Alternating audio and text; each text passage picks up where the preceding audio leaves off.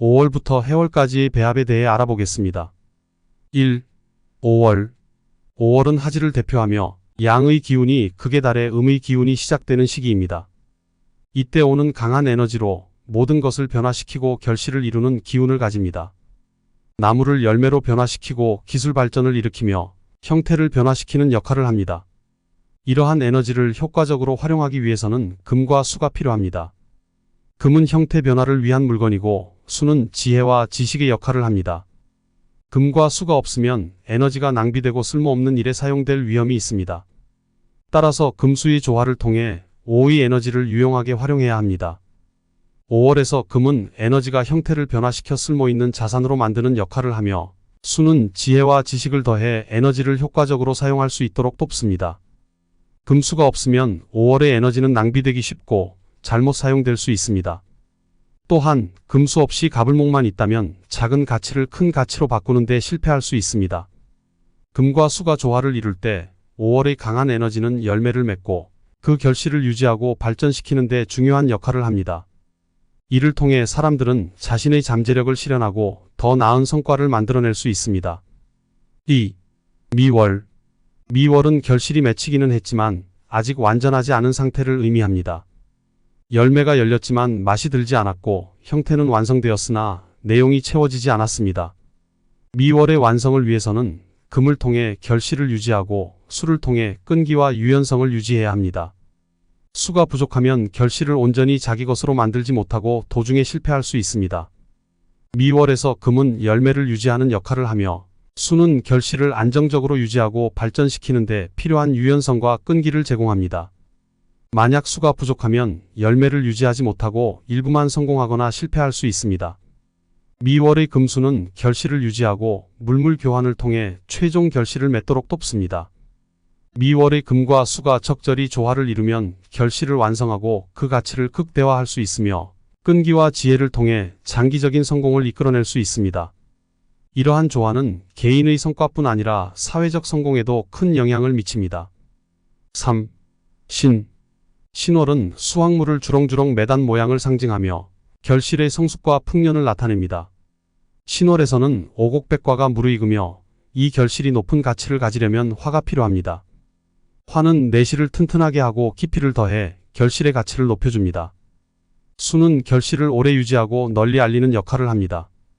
신월에서 화가 없고 수만 있다면 결실을 내가 만든 것이 아니라 남이 만든 것을 유통하는 것과 같습니다. 반대로 수가 없고 화만 있다면 업적을 이루었지만 직접 시장에 참여하지 못하고 다른 사람을 통해 유통하는 것과 같습니다.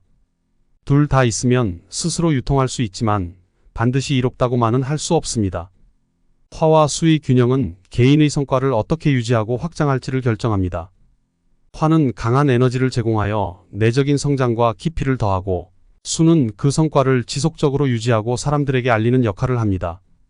이 둘의 조화는 장기적인 성과와 사회적 성공을 이끌어내는데 중요한 요소입니다. 4. 6월. 6월은 수확한 결과물을 담는 항아리와 같은 역할을 합니다.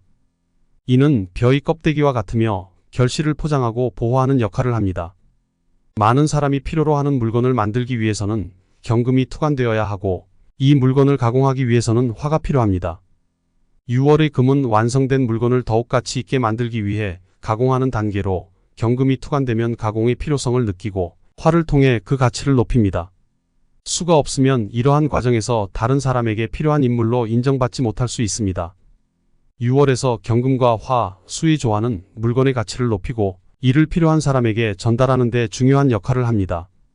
6월의 가공 과정은 단순히 물건을 만드는 것을 넘어 그 물건의 가치를 극대화하고 더 넓은 시장에서 인정받도록 만드는 데 핵심적인 역할을 합니다. 5. 술월. 술월은 만물을 키운 화를 지하로 수렴하여 땅을 따뜻하게 만드는 역할을 합니다. 이는 지혜를 모은 창고와 같으며 화가 있어야 이 역할을 제대로 수행할 수 있습니다. 또한 금이 있으면 물건을 모으는 창고와 같은 역할을 하며 수가 있어야 이를 오래도록 유지할 수 있습니다. 목이 없으면 잠재력만 높고 그 능력을 발휘하지 못하는 상태가 됩니다. 술월에서 수는 지식이나 기술력을 오래 유지하게 하는 역할을 하며 목은 그 능력을 발휘하도록 돕습니다. 따라서 술월에서 화와 금, 수, 목의 조화가 필요하며 이를 통해 자신의 실력을 제대로 발휘할 수 있습니다. 술월은 잠재력을 실제 성과로 연결시키는 중요한 시기입니다. 화와 금, 수, 목의 조화를 통해 지혜를 축적하고 그 지혜를 바탕으로 실제 행동에 옮겨 성과를 만들어냅니다.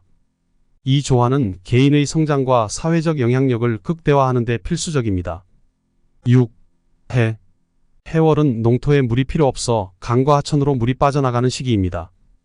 간목이 투관되면 유용한 물건이 유통되는 것과 같으며 무토가 투관되면 필요한 만큼 외부 자원을 유입할 수 있습니다.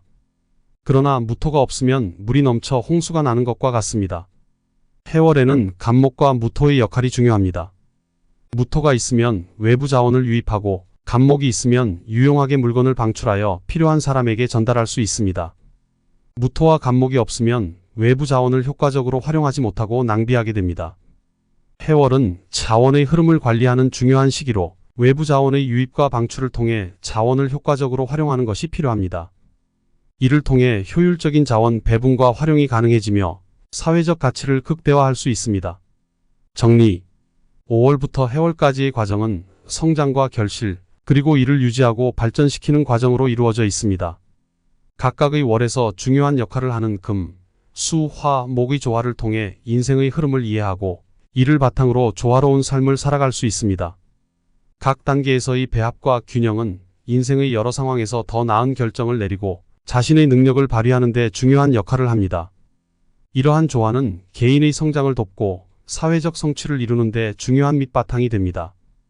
각 월의 에너지를 효과적으로 활용하여 조화로운 삶을 이룰 수 있으며 이로 인해 자신의 잠재력을 극대화하고 사회적으로 긍정적인 영향을 미칠 수 있습니다.